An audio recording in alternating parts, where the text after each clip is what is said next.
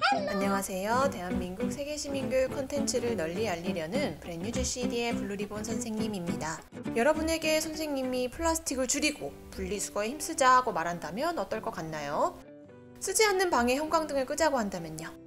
꼭 필요한 물건만 사자고 하면 어떨까요? 선생님이 환경 캠페인을 한다고 생각하겠죠? 여러분도 여러 환경 문제를 알고 나름 지구를 위한 삶을 실천하고 있을 거예요. 하지만 최근 여러분이 느끼는 지구의 상황은 어떤가요? 전보다 나아지지 않고 계속 시름시름 앓고 있죠? 여러분만 노력한다고 해서 지구가 편하게 숨쉬는 것이 가능할까요? 오늘은 지구 생태 용량 초과의 날과 기업의 책임에 대해서 알아보는 세계시민 수업입니다. 지구 생태 용량 초과의 날이란 인류가 사용한 물, 공기, 석탄, 나무 등의 자원이 지구가 자원을 생산하고 인간이 배출한 폐기물을 정화하는 능력보다 더 많아지는 순간을 말합니다. 우리가 쓰는 생태 자원의 양은 꾸준히 증가해 왔는데요. 1961년에 비해 2012년의 소비량이 늘어난 것을 알 수 있죠? 2021년에 지구 생태 용량 초과의 날은 7월 29일입니다. 즉, 1년 동안 세계 인류가 사용할 자원을 1월 1일부터 7월 29일 사이에 다 써버린 거예요. 7월 29일 이후로는 어떻게 되냐고요? 미래 세대가 사용할 자원을 끌어다가 사용하게 되는 것이죠. 미래 세대에게 빚을 지고요. 그래서 2021년의 인류는 지구가 1.7개인 것처럼 자원을 펑펑 썼습니다.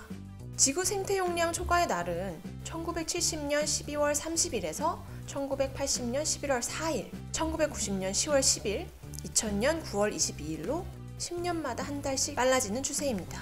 우리나라만 따져보면 좀 나을까요? 아닙니다. 대한민국의 지구 생태 용량 초과의 날은 4월 5일로 세계에서 8번째로 빨랐습니다. 우리나라 사람들은 365일 사용할 자원을 94일 만에 모두 써버린 셈이에요. 전 세계인이 우리나라 사람들처럼 생활한다면 지구 3.8개가 필요합니다. 미국인처럼 살면 지구가 5개 필요하네요. 그렇다면 처음에 말했던 자원 절약을 실천하는 사람들이 있나요? 분명 주변에 많이 있고 주변을 둘러보아도 인건 절약과 기후위기 행동을 실천하는 사람들이 있죠. 하지만 맨 처음에 여러분들에게 지키자고 제안한 것으로만 문제가 해결될까요? 2021년 4월 독일 헌법재판소는 기후운동 역사에서 매우 의미 있는 결정을 내렸습니다. 온실가스 감축 부담을 미래 세대에게 떠넘기는 것은 위헌이라는 결정입니다. 미래 세대의 기본권 침해를 막으라는 것이죠. 그러면서 독일 연방의회에 올해 말까지 2030년 이후 온실가스 감축을 어떻게 할 것인지 구체화한 조항을 마련하라고 주문했습니다. 이러한 책임은 온전히 가정에서 개개인이 지는 것일까요? 이제는 탄소 발자국을 생각하는 친환경 제품이 많이 나와 있지 않나? 친환경 제품으로 꼼꼼하게 골라서 구매하고 있는데? 라고 생각하는 여러분들에게 그린워싱을 소개합니다. 그린워싱이란 그린과 화이트워싱의 합성어입니다. 화이트워싱은 더러운 곳을 가린다 라는 의미인데요.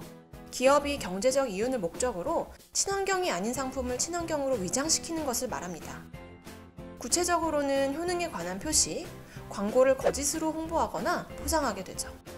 즉, 친환경을 내세우지만 사실은 친환경이 아닌 것. 겉과 속, 말과 행동이 다르다는 게 그린워싱의 핵심입니다. 이렇게 그린워싱으로 탄생한 제품을 판매하면 소비자들은 제품을 구매함으로써 인간과 자연, 그리고 기후에 좋은 일을 하는 것으로 생각하게 됩니다. 나는 윤리적인 지속가능한 소비를 하고 있어 라고 말이죠. 여러분이 사용하는 샴푸, 치약, 세제, 비누에도 있고 자주 먹는 초콜릿, 라면, 아이스크림을 만드는 데도 쓰이는 파뮤로 설명해 볼게요. 파뮤는 매년 전 세계적으로 6천만 톤이 소비되는 식물성 기름입니다. 파뮤의 소비는 20여 년 동안 2배 넘게 늘었고 2050년까지는 현재의 4배에서 6배가 늘어난다고 합니다. 전 세계 파뮤 생산량의 절반은 인도네시아에서 생산되는데요. 인도네시아 정부와 기업은 파뮤를 얻기 위해 한국 면적의 3배에 해당하는 31만 제곱킬로미터의 숲을 없앴습니다.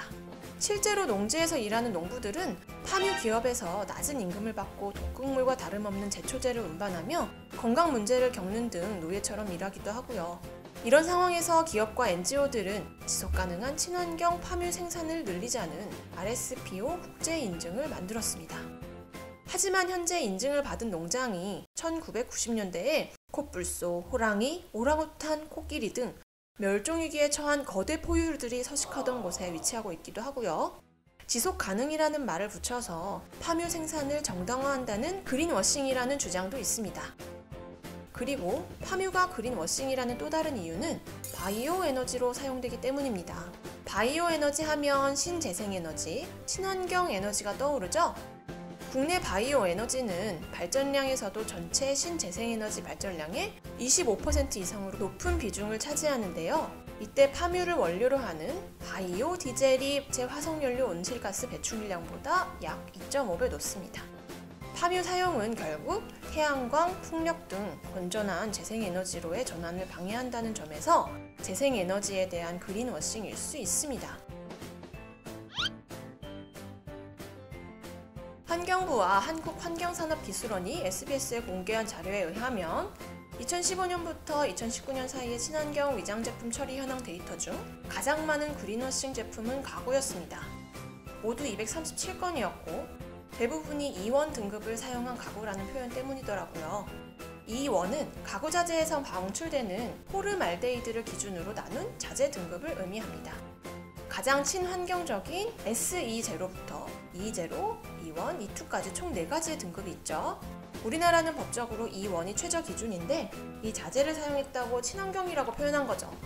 제품명과 업체는 SBS에 공개하지 않았다고 합니다. 이 외에도 플라스틱 사용을 줄이는 대신 탄소 배출이 늘어나는 것, 용기에 재료를 숨기는 것 등도 우리나라 그린워싱의 사례였습니다. 환경 문제는 중요한 숙제입니다. 여러분도 일상생활 속에서 실천하기도 하고 이래저래 바빠서 미뤄두면서 죄책감을 가지기도 하죠. 이렇게 개개인의 노력도 아주 중요하죠. 하지만 오늘 함께 알아본 그린워싱에 대해서도 경각심을 가지고 기업이 적극적으로 정보를 제공하는 것에 꾸준히 영향력을 행사하면 좋겠습니다. 우리는 최종 선택자로서 소비자 주권이라는 강력한 무기를 가지고 있으니까요. 감사합니다.